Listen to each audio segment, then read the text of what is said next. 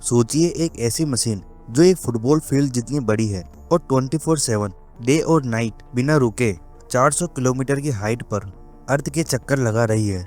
और सबसे बड़ी बात, वो कभी जमीन पर नहीं गिरती।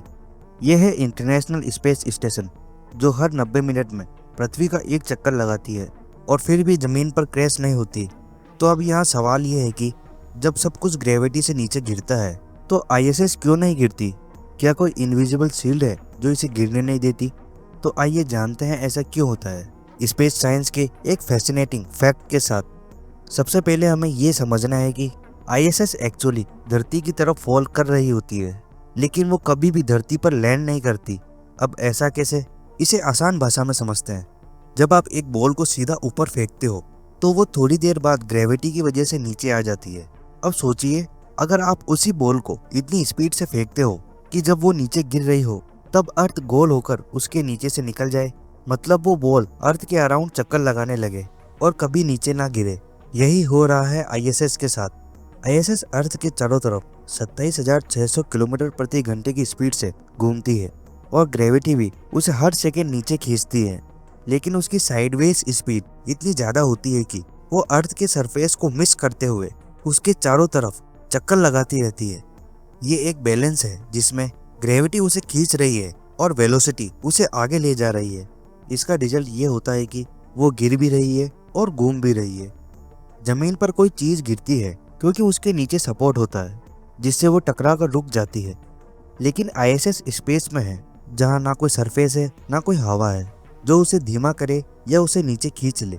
वहाँ एयर रेजिस्टेंट 0 के बराबर है, तो आईएसएस की स्पीड लगातार एक जैसी बनी रहती है, इसलिए वो अर्थ पर गिरती नहीं है। आपने एस्ट्रोनॉट्स को फ्लोटिंग करते हुए जरूर देखा होगा। वो इसलिए नहीं है क्योंकि वहाँ ग्रेविटी नहीं है, बल्कि वो और आईएसएस स्पेस में एक साथ धरती के चक्कर लगा रहे होते हैं।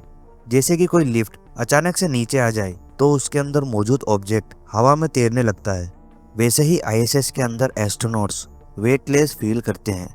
ये भी सच है कि आईएसएस एकदम खाली जगह में नहीं घूम रही होती है, बल्कि वो बहुत पतले वातावरण यानी कि अल्ट्रा थिन एटमॉस्फेयर में ऑर्बिट करती रहती है।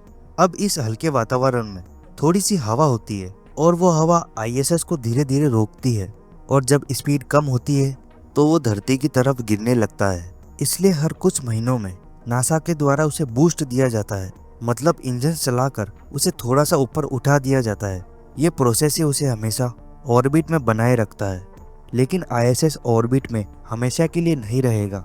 नासा और उसके ग्लोबल पार्टनर्स ने ये प्लान बनाया है कि आईएसएस को 2030 तक ऑपरेट किया जाएगा। उसके बाद इसे रिटायर कर दिया जाएगा। आईएसएस को कंट्रोल री एंट्री के थ्रू अर्थ के एटमॉस्फेयर में लाकर समुद्र के एक रिमोट एरिया पॉइंट नीमो में सेफली गिराया जाएगा।